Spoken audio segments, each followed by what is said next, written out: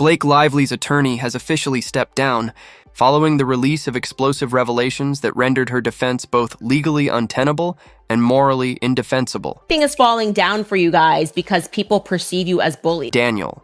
Keene dropped a bombshell.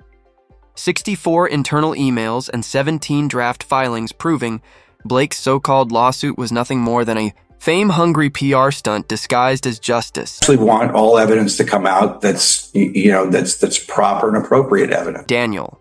Keene dropped a bombshell. 64 internal emails and 17 draft filings proving Blake's so-called lawsuit was nothing more than a fame-hungry PR stunt disguised as justice. How the New York Times actively vouched for the veracity of its false narrative. Even her own lawyers couldn't keep up the charade any longer. When the manipulation hit unbearable levels, they simply walked. Intro 3 on May 30th, Keene snapped. Not only did he resign, he detonated Blake's case from the inside, leaking 64 emails and 17 confidential drafts straight into Baldoni's camp. It played out like a government whistleblower moment, except here the only corruption was Blake Lively's ego. And what did the leaks reveal? Nothing surprising for those watching her meltdown era. This wasn't law, truth, or justice. It was a PR screenplay, crafted by Blake, with Ryan Reynolds lurking as executive producer from the shadows, like a Marvel villain armed with Wi-Fi and spin. You're not defined by anything any man has ever done to you or will ever do to you, that your identity is you and you define that. And I wish this were parody. But one of Blake's actual legal filings contained Deadpool gifs. Another cited BuzzFeed headlines. What in the 2014 Tumblr fever dream is this? Blake wasn't filing arguments, she was submitting viral content. To her, emotion was just a long tweet. She genuinely thought a meme could sway a federal judge. No wonder Daniel Keene finally said, "I'm out." Right now, if Taylor had one wish, it would be that she never met Blake. And then there's Leslie Sloan. Who's that? Blake's publicist. Not a lawyer. Not trained in law. Yet somehow she was editing federal court documents. A woman who probably runs Pinterest boards for red carpet inspo was finalizing legal briefs. The kicker? Even Taylor Swift backed away after being slapped with a fake subpoena. No statement, no solidarity, just silence. Her message was clear. Girl, you're on your own. 3 out of 8 employees filed legal claims against Blake Lively. So now Blake, once Hollywood's so-called sweetheart, has become the courtroom's ultimate red flag. Her lawyers are ghosting her. Her friends are ghosting her. Her image is buried 6 feet under. All she's got left is a pile of embarrassing memes disguised as evidence and a husband who's apparently never heard the word boundaries. Intro 7, but wait, it gets dumber. Blake, in her self-appointed genius, decided court filings should read like viral headlines, not legal arguments. She literally ordered her team to pack in buzzwords for TikTok traction. Slack logs even show color-coded emotional triggers designed to trend. One filing opened with, "I am the Jane Doe of modern Hollywood." Excuse me? This isn't Teen Vogue. This is federal court. Daniel Keene himself called it legal theater and narrative litigation. Lawyers speak for, she's lost the plot. And even after warnings, Blake demanded 3 new celebrity names be tossed into filings every cycle, not for relevance, but for tabloid spice. The final straw? She tried to pass off edited, fabricated text messages from 2018 as evidence. Not redacted, edited. Metadata exposed the alterations, and she wanted Keene to file it under oath. That's when he knew.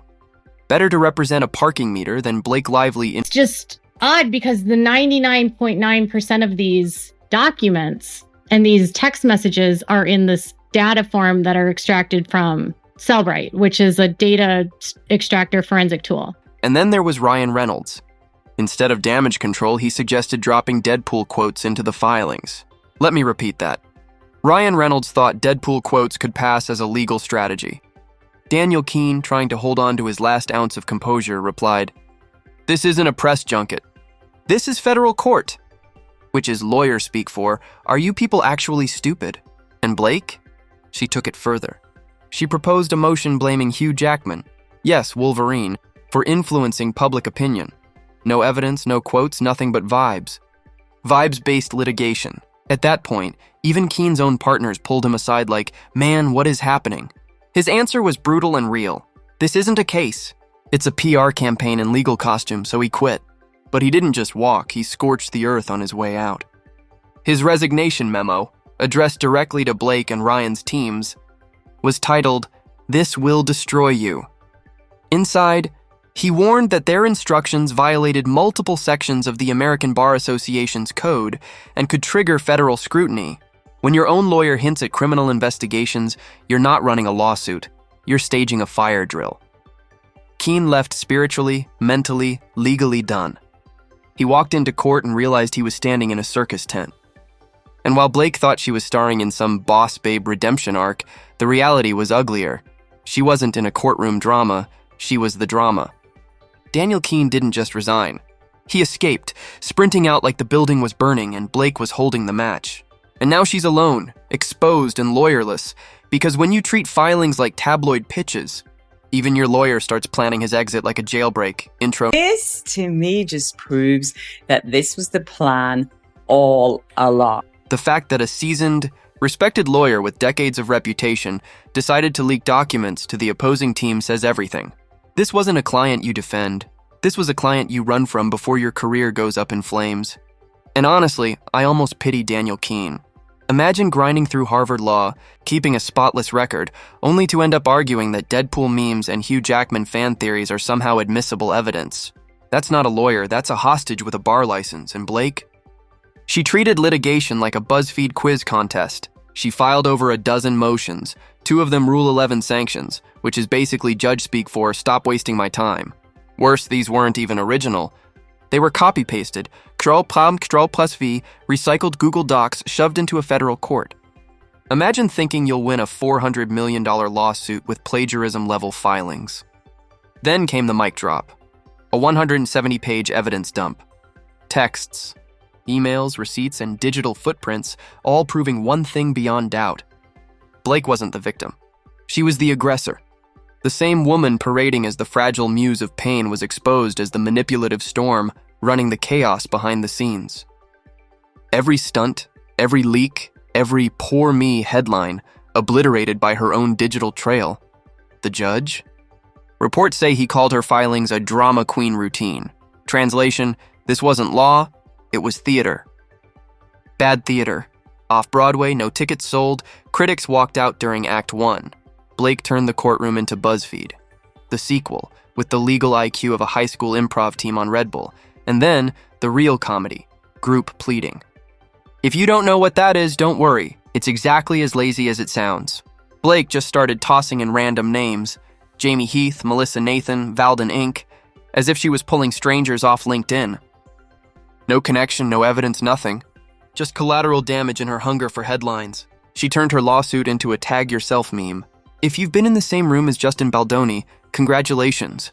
You're now a defendant. In December, Blake sent out a press pack to different media outlets and provided them an attachment of screenshots that were never actually submitted to the CRD. And because Blake never met a shovel she didn't use to dig deeper. She went after Brian Friedman with a motion so hollow the judge basically said, "Ma'am, this is embarrassing." He called it legally empty and tossed it without a second thought. She didn't just lose, she was publicly rejected by the very system she tried to manipulate. At this point, the only thing Blake had successfully filed was her own reputation into the courtroom's trash bin. Then came the most ridiculous chapter yet, the fake therapist subpoena. Yes, Blake and Ryan actually tried to subpoena Justin Baldoni's childhood therapist. Not relevant, not connected, not even remotely tied to the case. Just a random therapist from decades ago. And guess who drafted that multi-state subpoena? Ryan Reynolds. Because obviously when you need serious legal counsel, you call the guy who once played a farting superhero in red leather. Their logic? Building a psychological profile out of nothing. Internal memos show Blake followed up 3 times in 1 week, calling it pre-trial narrative shaping. Daniel Keene, bless his sanity, called it what it was, legal terrorism, weaponizing filings just to scare people. Meanwhile, Ryan, ever the PR clown, pitched Blake's trauma as performance art. He seriously wanted Deadpool quotes in motions and even proposed blaming Hugh Jackman for biased press coverage, Wolverine for vibes, and Blake? She demanded rewrites of motions to rebrand herself as Boss Babe of the Year. Keene refused, flat out rejecting what he described as trauma porn in legal form. She wasn't filing motions, she was drafting Instagram captions. Then came her shock and seal strategy. Leak something spicy to gossip blogs first, let it trend, then file the motion later to make it look legit. Not litigation. PR cosplay and legal drag. By now, allies were bolting. Taylor Swift ghosted her so hard it left an echo. After being subpoenaed in one of Blake's fake stunts, Taylor said nothing. Not a post, not a lyric, not even a passive-aggressive like, and if Taylor Swift won't even subtweet you, you know you've messed up. Isabel Ferrer, once a quiet legal aide, also noped out, refusing to sign Blake's lies before her career got torched. Meanwhile, Blake's brand deals are vanishing faster than her credibility. Luxury skincare, tech, fashion, all gone. One insider confirmed a major skincare brand put her ambassadorship under review within hours of Friedman's filing on June 4, 2024. The irony? Her own PR team became liabilities. Leslie Sloan, her publicist, was literally rewriting briefs like viral blog posts, dropping hashtags and BuzzFeed flair into federal filings. She turned legal documents into gossip columns. And now Blake's so radioactive. The two major law firms have already refused to touch her case, citing conflict. Concerns. Translation. We're not going down with this. Ship one law firm rejection. Came with the shadiest line in legal history. We are not a media management firm. Translation. We're lawyers, not unpaid crisis PR interns. At this point, Blake isn't just lawyerless, she's a hazard. Even her PR manager probably needs legal counsel. The collapse is total. The courtroom's laughing, brands are fleeing, and the world finally sees Blake Lively not as a misunderstood queen, but as the director of her own disaster. And then there's Ryan Reynolds, once meme royalty, now silent courtroom saboteur. He never signed a single filing, yet he attended every legal briefing on Zoom, muted, lurking like a Deadpool-themed Big Brother. Picture him sipping a matcha latte, watching the fire he helped set, but refusing to leave fingerprints. Genius? No. Cowardice? Absolutely. If you doubt his involvement, consider his own words from a May 7th transcript. We don't need to win legally. We need to win the internet. That's not legal strategy, that's influencer brain rot. Ryan didn't care about truth, justice, or verdicts. He cared about trending.